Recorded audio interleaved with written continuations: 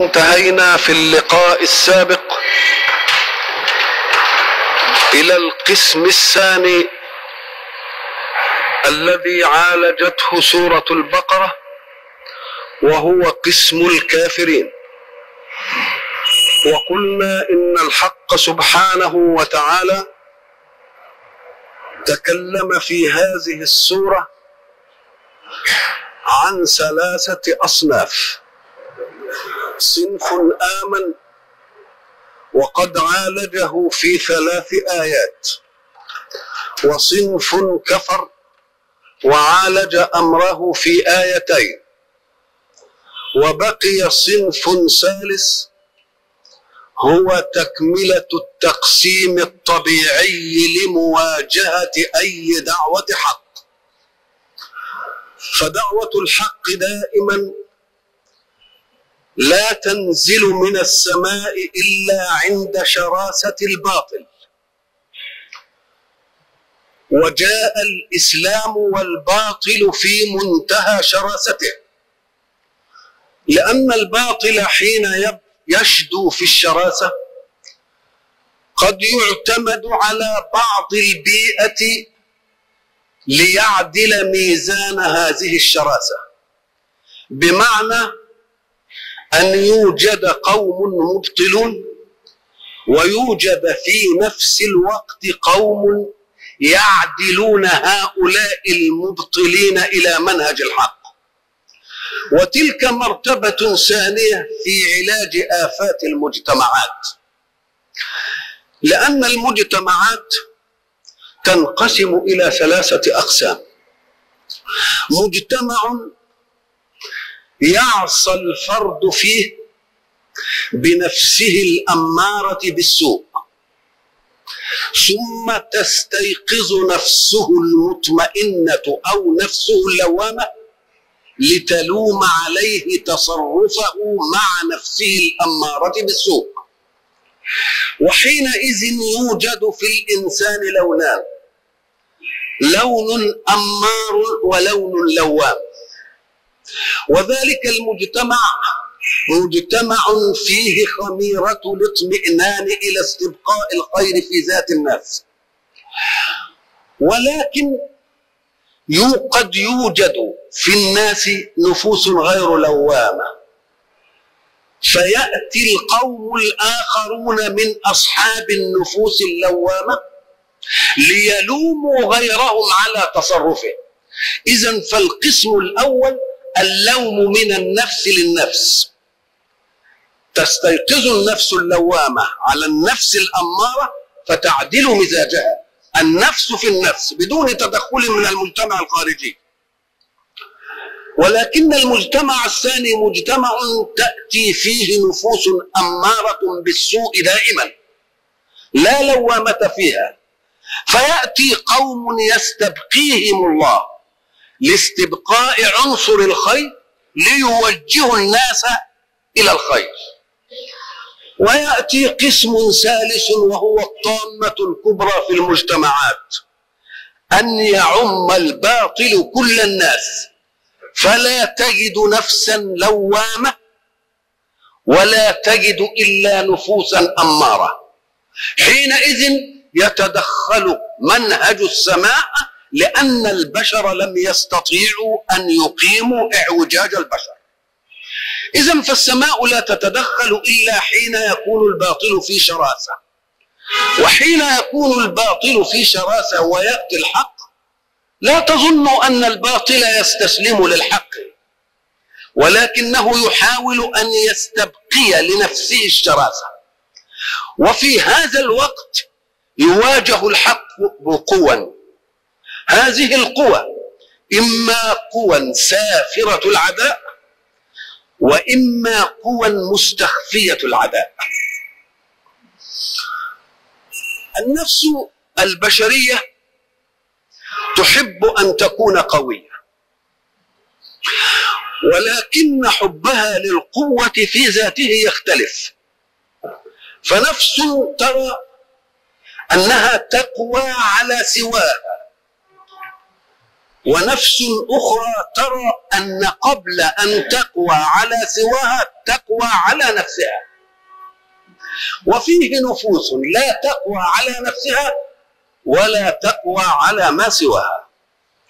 فالمؤمن قوي على نفسه فألزمها بمنهج الله، وقوي على أن يواجه شراسة الباطل، ففيه قوة داخلة ضد نفسه الأمارة، وفيه قوة خارجة ضد شراسة الباطل.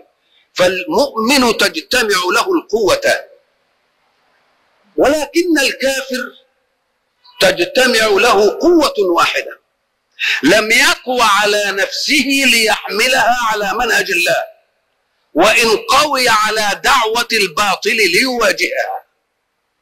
وفيه صنف آخر لا يقوى على نفسه ولا يقوى على دعوة الحق أن يهاجمها، إذن فهو معزول القوتين. هؤلاء هم المنافقون. المنافق لم يقوى على نفسه، ولذلك لم يستطع أن يقبل دعوة الحق، لأن نفسه شرسة راضها الباطل رياضة عنيفة، فلم يقوى هو على أن يتبع جماحها من الميل إلى الباطل.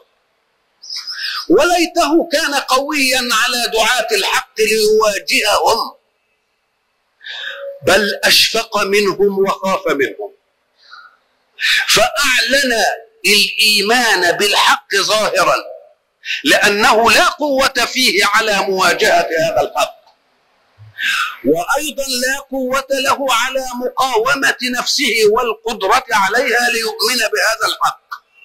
وهؤلاء أخطر القسمين، أخطر من الكافرين، لأن الكافر عاند بصراحة وعاند بكل وضوح، وجعل القوة الحقية تقف أمامه وقوفا ظاهرا غير مستور.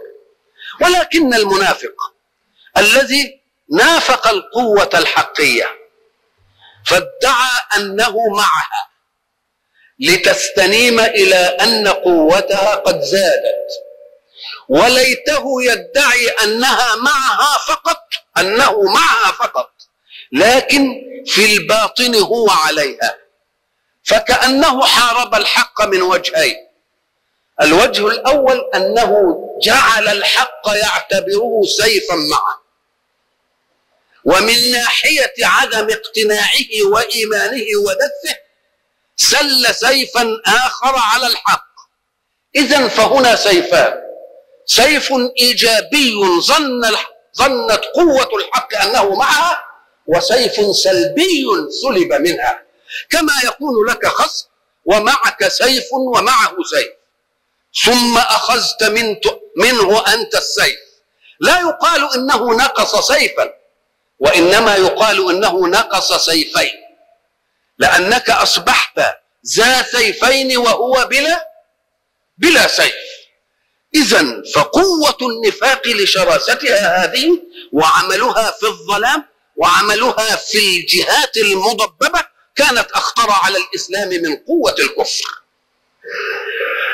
لذلك تجد أن الحق سبحانه وتعالى حين عالج المؤمنين بثلاث آيات وعالج الكفار بآيتين، عالج مسألة النفاق في 13 آية، لأن مظاهر هذا النفاق مظاهر متعددة، لأنه في الأصل حقيقة ملونة، فلا هي قوية شجاعة تجاهر بمعارضة دعوة الحق، ولا هي قوة رادت نفسها على أن تؤمن بالحق. إذن فقد أخذت الأمر من جهتين. الله سبحانه وتعالى يعلمنا أن المؤمن حين يكون مؤمنا بربه يجب أن يخوض معركة الإيمان كما قلنا، لا على أنه وحده، بل يجب أن يخوض معركة الإيمان مع الكفر ومعركة الحق مع الباطل على أنه مسنود من إله قوي لا يمكن أن ينتصر عليه أبدا ما دام المؤمن في معية منهجه. وإذا تخلى المؤمن عن معية منهجه فليكن الخسار عليه قوة بشر لبشر. ولذلك كانت حياته صلى الله عليه وسلم متنا للدعوة الإسلامية. ومعنى متن للدعوة الإسلامية أن كل جزئية ستحدث للإسلام إلى أن تقوم الساعة جاءت في تاريخه صلى الله عليه وسلم، وشاء الله أن يعلم المسلمين على يدي محمد بن عبد الله في حياة محمد بن عبد الله. ولذلك تجدهم في غزوة أحد مثلا انهزم المسلمون، وفي ظاهر الأمر أن المسلمين انهزموا، ولكن في حقيقة الأمر أن الذي انهزم هم المسلمون المتخاذلون عن منهج الإسلام. أما الإسلام فانتصر لأن أوامر رسول الله خولفت. فلو أنهم انتصروا مع مخالفة رسول الله ماذا يكون الموقف بعد ذلك؟ لهان أمر المخالفة وقالوا خالفناه وانتصرنا. لكن يقول الله لهم خالفتموه فانهزموا، خالفتموه فانكسروا. لماذا؟ ليستبقي مهابة توجيه رسول الله في نفوس المؤمنين. وأنا قلت سابقا أن الحق حين يطلق قضايا قرآنية، وقضايا قرآنية مقروءة، وقضايا قرآنية مكتوبة، وقضايا قرآنية تكرر في العبادة وهي الصلاة وتقرأ على الناس ويحفظها الله، يعطي قضايا. هذه القضايا لا يمكن أن يطلقها الله وفي كونه واقع يصادمها. لو أطلق قضية من القضايا ثم جاء واقع الأمر فعاند هذه القضايا لهان أمر الإسلام في نفوس المسلمين. فحين يقول الحق وإن جندنا لهم الغالبون تكون قضية قرآنية لا بد أن تأتي قضايا الكون الواقعية موافقة له.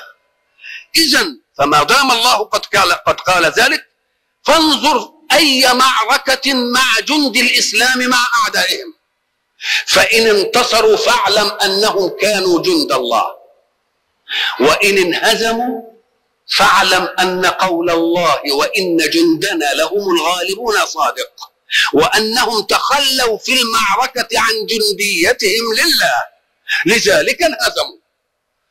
إذن فالأمر الواضح أن المؤمن حين يواجه شراسة الباطل يجب عليه أن يضع أمام عينيه أنه لا يواجهها وحده، ولكن كما قلنا سابقا يفعل ويستعين بالله.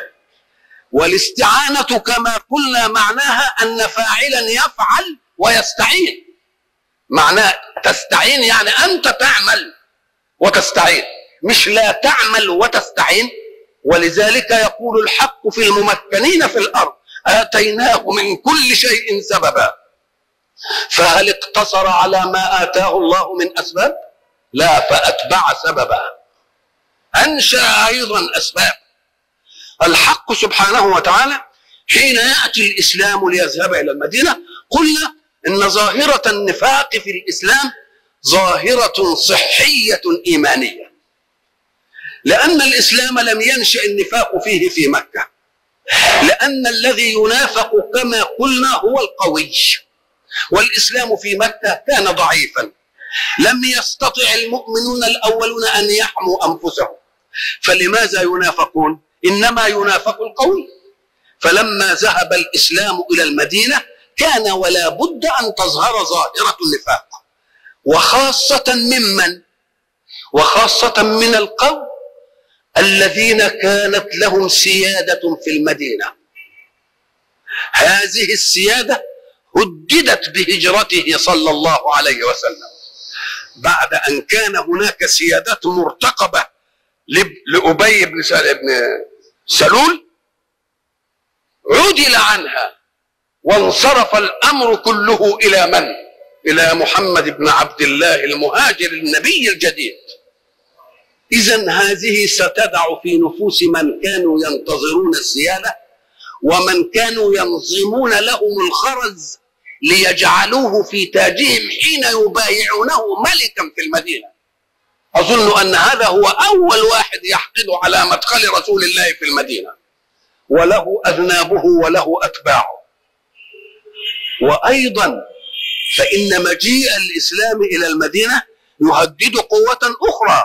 هذه القوة كانت لها السيطرة العلمية لأنهم أهل كتاب، وبقية العرب ليسوا أهل كتاب، فكانوا يدلون على هؤلاء بأنهم أهل العلم وأهل البصر وأهل المعرفة. وكانت أيضا لهم السيادة الاقتصادية لأنهم كانوا أصحاب الأموال، وهم الذين يؤرسون العداوة بين قبيلتي الأوس والخزرج، وكانوا ينتفعون من هذا كله. فحين يجيء الإسلام ليسمي هؤلاء المتنازعين دائما من الأوس والخزرج الأنصار ليلتحموا مع إخوانهم المهاجرين، فقد سقطت الورقة من يد يهود. إذن فالإسلام وجه بمعسكرين قويين، معسكر المنافقين ومعسكر اليهود. تجد أن القرآن حينما يعالج قضية النفاق لا ينسى أبدا أن يذكر لنا في القضية المنافقين من يؤرس هذا النفاق في صدور المنافقين. ولذلك سيقول في آية: وإذا خلوا إلى شياطينهم، يعني إذا خلى المنافقون إلى شياطينهم. وكلمة الشيطان توحي بالعدو الخفي الذي لا تراه العين ولكنه يهيج الشر ويهيج المفاتن. يستر اليهود في كلمة شياطينهم، يسترها لأنهم هم الذين سيؤرسون المنافقين، وهم الذين سيدبرون لهم، وهم الذين سيلقون الحطب لتشتعل نار النفاق ضد الإسلام. حين يعرض الله قضية النفاق يأتي ليشرح لنا عمليا كيف أن المنافقين أرادوا أن يحموا نفسهم من قوة الإسلام، لأنهم لا يجرؤون على مواجهته مواجهة الكافرين. فماذا يصنعون؟ يعلنون كلمة الإسلام بلسانهم. وكلمة الإسلام حين تعلن باللسان تعطي صاحبها حقوق المسلمين جميعا، وتعطي لهم حقوق المسلمين مع علم المسلمين بأنهم منافقون. يعني احترم الإعلام بالإسلام وإن كان القلب غير مصدق، أن الكلمة حين يقولها اللسان لا بد أن تواطئ القلب. ولذلك إذا قرأت القرآن في قوله سبحانه وتعالى: أعوذ بالله من الشيطان الرجيم، بسم الله الرحمن الرحيم، إذا جاءك المنافقون قالوا نشهد إنك لرسول الله. هل في هذا شك؟ هم ماذا قالوا؟ إنك لرسول الله. وهذا صدق أو غير صدق؟ هذا صدق. والله يعلم إنك لرسوله. وبعد ذلك يقول: والله يشهد إن المنافقين لكاذبون. كاذبون في ماذا؟ ده هو قال، هم قالوا إنك لرسول الله والله يعلم أنك الله. إذن الله وافقهم فيما قالوه. هم قالوا إنك لرسول الله، وربنا قال والله يعلم إنك. إذن وافق قولهم معلوم الله، ولكنه حكم عليهم بعد ذلك وقال: والله يشهد إن المنافقين لكاذبون. كاذبون في ماذا؟ في قولهم إنك لرسول الله. نقول له لا، الكلمة يجب أنك تاخد الجملة. هم قالوا إيه؟ نشهد إنك لرسول الله. يبقى الكذب لا في إنك لرسول الله، فهي كلمة صادقة. ولكن في قولهم نشهد، في قولهم نشهد، لأن الشهادة يجب أن يواطئ اللسان فيها القلب. إذا فالقضية المشهود بها مصدقة عند الله، هو رسول الله. إنما قلهم نشهد إنك لرسول الله هي فيها مناط الإيه؟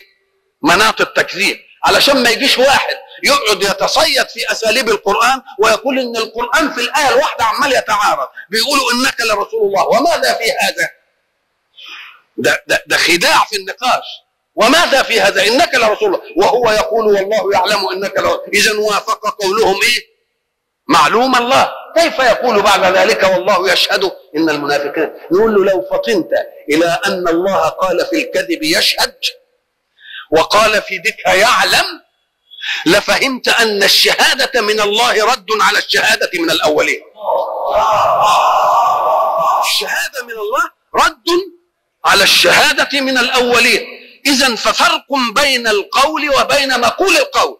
الشهادة شيء وقولهم إنك لرسول الله شيء آخر، ولذلك زاوج الله بين إبطال شهادتهم بقوله هم شهدوا كذا وأنا أشهد أنهم.